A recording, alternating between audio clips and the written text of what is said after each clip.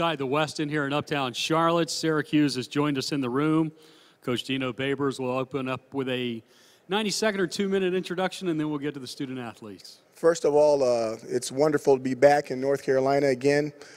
Syracuse University, our first year here in the ACC Atlantic, obviously with the national champion Clemson Tigers, and being able to play in a conference and a league with the type of football teams that we have is not only an honor, but it's definitely a challenge. In the second year of a rebuild and with the type of schedule that we have, we have a very difficult task, but we're looking forward to it. We understand that the way you get better is by playing the best teams, and there's no doubt that some of the best football being played anywhere in the country right now is in the ACC. So with that, I'll bring this to a close. And Coach, thank you. And we're going to bring Zaire up first. Eric, I told you were going to be first, but Zaire's going to go first. Zaire, when you come up, we've got microphones throughout the room, so we'll make sure you get all the great questions for the answers today. So first question for Zaire from the room, up here to our right, first row. Zaire, Dan Tortora, wakeupcalldt.com. Record-setting, third time in a row that you're here representing Syracuse for the ACC Kickoff. Just what it means to you to represent Syracuse for the whole team, and also what it means for you to have been a captain up to this point for so long. It's an honor. I take a great deal of pride in it, honestly, that, my coaches feel that way, and the program honestly just gave me that responsibility to be represented and be considered an ambassador of the program for 3 straight years. I'm not going to lie, it's not too fun the third time around, but, I do it for Syracuse. Zaire, back of the room, camera stand, far left. Far left. Hey, Zaire, Mark Larson, Spectrum News, Syracuse. Obviously, the last game of the year, not something you guys want to think about, but 76 points. And so how has that motivated you and the defensive guys to make some changes this fall? Speaking on the last game of the year, like you said, it's not one of the easiest games to watch, but it's one that we critique the most. I think when you look at that Pitt game, it just really come down to making plays. I think that when we look back on it, it just makes us want to be more of a playmakers and more difference makers on the field. And it's definitely helped motivate our team to, get more in the film room, get more in the weight room, get back on the field, to be able to put a better product on the field, because, the last thing you want to be thought of is the team that gave up 76 points. You only as good as your last outing, so we're just ready to get back out there and show the world that's not really who we are. Zaire, back to Dan right here, front row. Zaire, to look at the defense going into this season, the second season under Dino, just what you can say about how you guys have kind of gelled through the spring and how you're working out here in the summer, just what you can say about how far along you are in this defense and how comfortable some veterans like yourself are in this defense. A year or two, under the same staff is definitely a major transition. Nothing really comes as a surprise anymore. We are very comfortable with not only with the coaches, but also with the strength and conditioning staff. Whether it's all the summer workouts and all the schemes-wise, we're a lot more comfortable and ready to attack it, rather than just having things thrown at us and having to adjust. Now, under year or two under Coach Babers, we're just, ready to get into camp and kind of find out what type of team we're going to be. Zaire, I'll ask a question from the podium if you'll just look straight out. Some of the newcomers that we need to be excited about for Syracuse, who are they? What do you like about them? Oh, we have a couple really talented freshmen. One is a receiver named Nakeem. He's from D.C. He's extremely fast, extremely talented, strong hands, hungry, works really hard. Got a couple grad transfers coming in, corner Devin Butler, as well as one that just came from Toledo. We're just really excited about all the guys we got coming in. All the guys that came in, whether grad transfer or freshmen, came in with the attitude of just keeping their head down and ready to work, and that's all you can really ask for those guys. They've already been accepted to the team as family, and like I said, we're just ready to get into the fall. Zaire, we'll go back to the camera stand, far left in the back. Hey, Zaire, Mark Larson again from Spectrum at Syracuse, and I don't know if you can see back here, but there's about 30 tripods, and most of the cameras have left. Respect. How important is respect for this program and kind of getting things going in a better direction this year? Respect is something that, has to be earned, and we're no strangers to that fact. Coming to media day for the third year in a row, the first thing you understand, and everybody I came with, they've always noticed, is I guess you can see kind of the pecking order in a sense, and I think there's no more motivation than seeing that with your own two eyes. So I think it's just our job to make sure that next time I come in this room, that everybody's in here. Any other questions for Zaire? Zaire will excuse you, and we'll bring up your quarterback. Thank you. Same rules apply for Eric. If you would, please state the agency that you're with along with your name. And Eric, we will start to your left, second row, right in the middle. Richard Walker, Gaston Gazette. I know Mo Neal has moved around a lot for you guys. Talk about what he's going to give your team this year. And obviously he had a good start to his career. First time he touched the ball, he goes to the house as a running back, but he played both positions in high school, and I guess he's going to do that for you guys. Yeah, Mo Neal, he's a great kid.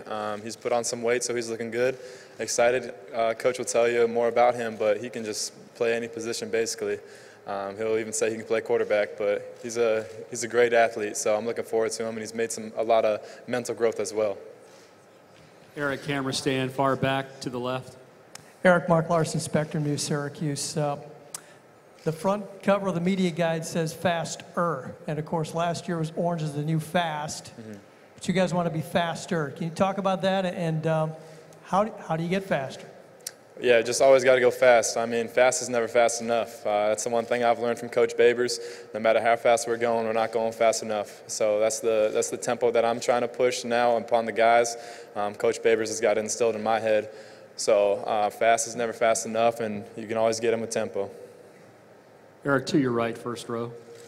Eric, just what you can say about growing through adversity and having injury for a couple seasons, just what you can say about the importance of staying healthy for you and how you've worked to get to a point where you can have that full season in front of you.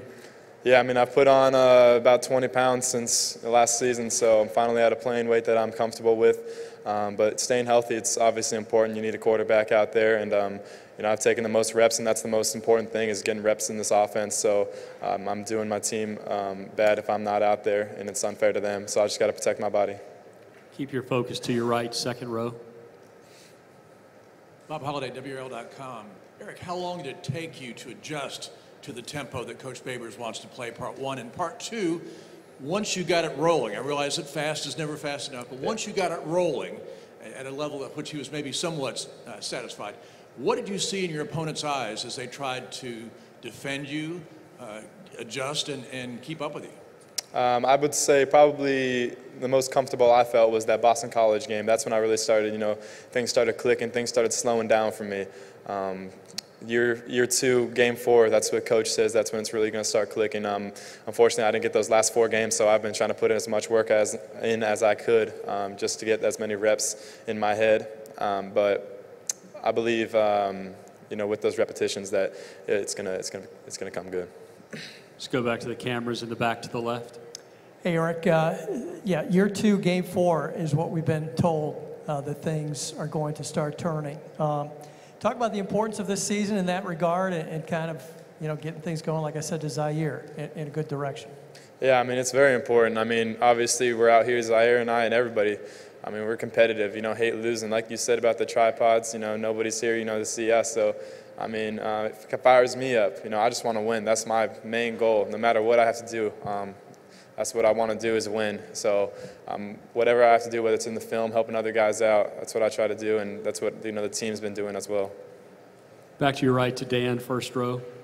Eric, just what you can say about bringing in 4 wide receivers, just Coach Babers and the staff dedication to the offense and dedication to you having some new weapons out there.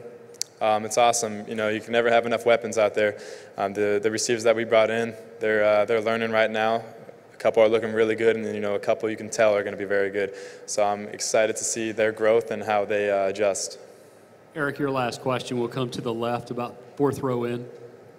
Alex Dodd, TCI. How does it motivate you when you come to an event like this and all you hear is Clemson and Florida State? Yeah, I mean, like I said, just fires you up. Kind of makes me just want to go back and start working again. And I'm going to. But, you know, it's kind of you play with the chip on your shoulder.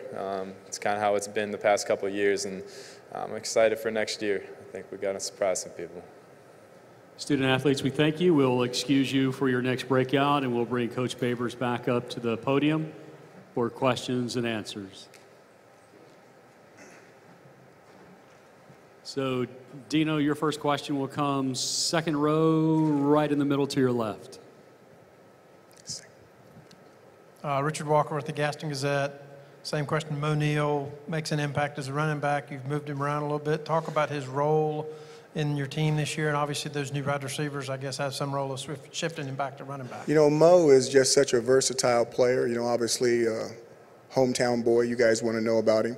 He has the ability to play numerous positions. We're so young in the development of our football family and what we're trying to get done at Syracuse that he has the ability to help us in numerous areas. And because of that, you know, we need to move him around and make sure that he's in the best spot for us.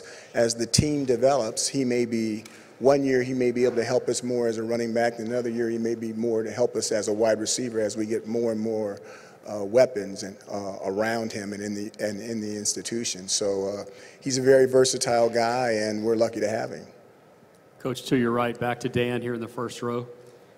Coach, as far as bringing in some transfers like Jordan Martin and Devin Butler, as well as some junior college players, just what you can say about some guys that have had that experience to add some depth on your team, about that leadership coming in, even though they're new, just what you can take away from some of that leadership coming in.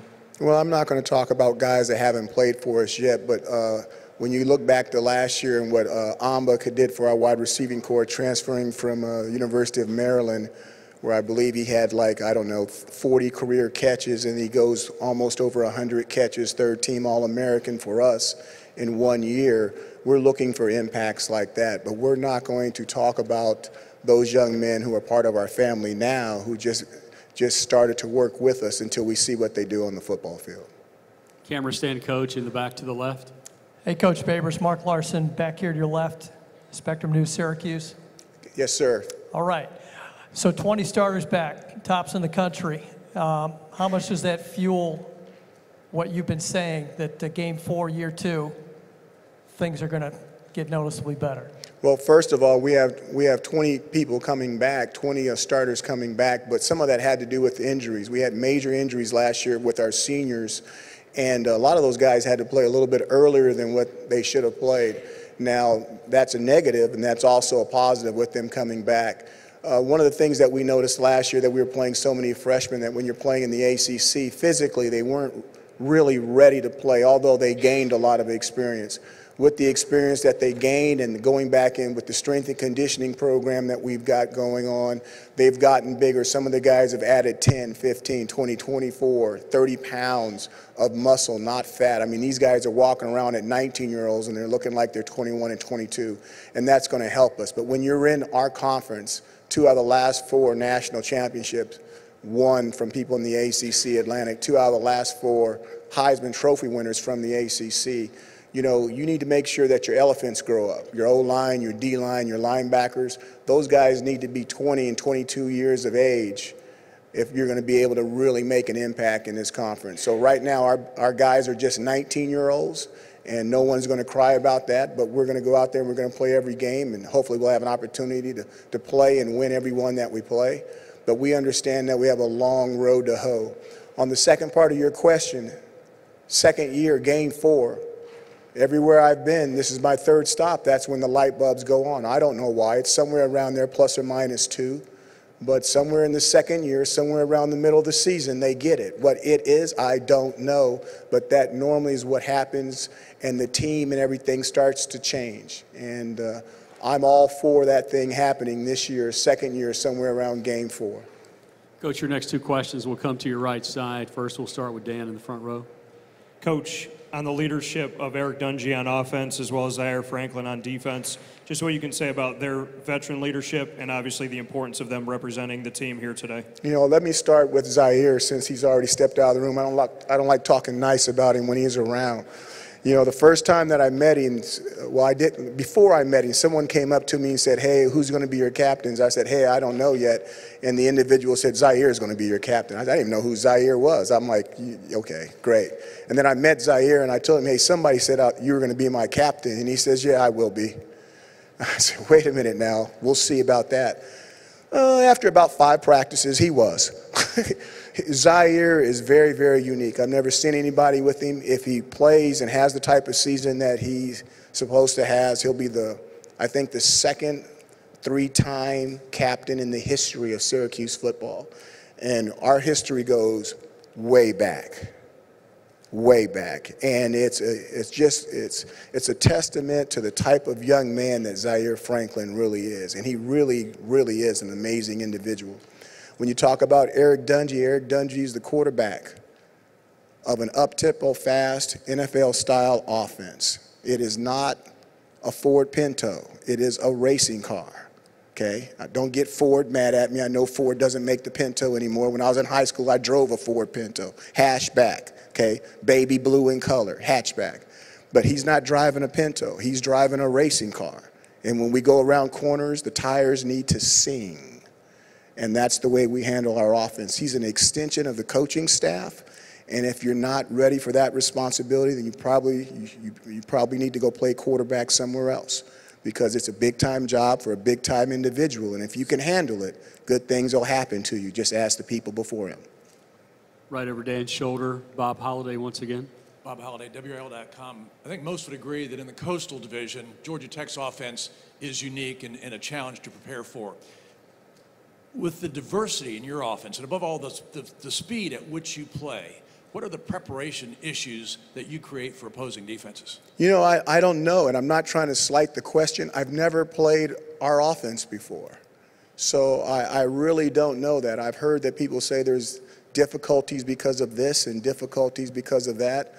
I'm not really sure how to answer that. I know that internally we do a lot of things and we're not exactly like a lot of other people. And when you try to say, hey, they're a spread team or they're this team, I don't really believe we fall into those categories. But I think that we're unique, and hopefully that uniqueness gives them some difficulties during the week. From other people tell me it's the type of offense that they need to spend time on during the spring and they need to spend time on during the summer, breaking it down. But I really don't know the answer. The pace? Well, let me answer this a different way. I know we're having an issue with football games being too long, and we're talking about shortening the halftime, kicking the ball off when it hits 0-0 to make sure that the game shortens. I know another way they could speed up the game, if the official just marks the ball and get the heck out of the way, I think we could speed that game up a whole lot, and we can make the game a whole lot shorter. Back to the cameras. Coach Babers, Mark, far left again. Yes, sir. Mark from Syracuse. So the cover of the media guide says faster. Eric just talked about the pace, and I noticed you're wearing sneakers. Is there something to that? I'm not wearing sneakers. These are expensive shoes. They're not sneakers, but they do feel like sneakers. You know, we just really believe that we want to play basketball on turf. We want to play basketball on grass. You know, when you think about the Los Angeles Lakers and Showtime and what Golden State Warriors do, we want to spread out the football field. We want you to defend the entire football field, and we want to play as fast as humanly possible. And based off of that speed and based off that tempo, we want to make calls. We can, you know, I think it's a fun way to watch the game. And I definitely think it's an equalizer when you don't have some of the advantages that some of the more traditional schools have in the top 10 or the top 20 part of, you know, rankings in the UPI and stuff like that. So we like it. We think it's a niche. We think we have a little bit of an advantage with it. Obviously, it didn't work out versus South Carolina last year, but, you know, we'll see this year. Coach, I'll ask the last question from the podium. When you talk about pace, with pace comes patience. How is it that you teach patience to 19 and 20-year-olds? You know, patience is a virtue. And one of the things that even though we play fast, I don't want people to think that we play reckless. when I say, hey, you're driving a racing car and the tires are supposed to sing when you come out of the curve. If you've ever gone to a racing track, you know, those guys are great drivers. The cars are fantastic cars, kept in top-notch shape, and every time they make a turn, the tires sing, because that's what they're supposed to do. Our players are extremely patient. They're not reckless, and when we're attacking defenses at tempo, we're very calculated on how we do that. It's not just a situation of calling something as fast as you can and hoping that you have good luck. There's a lot more structure to that, and it's a lot more complicated than that. That's a fantastic question. Thank you for asking. Since that was a fantastic question, that might be our last question. Yes?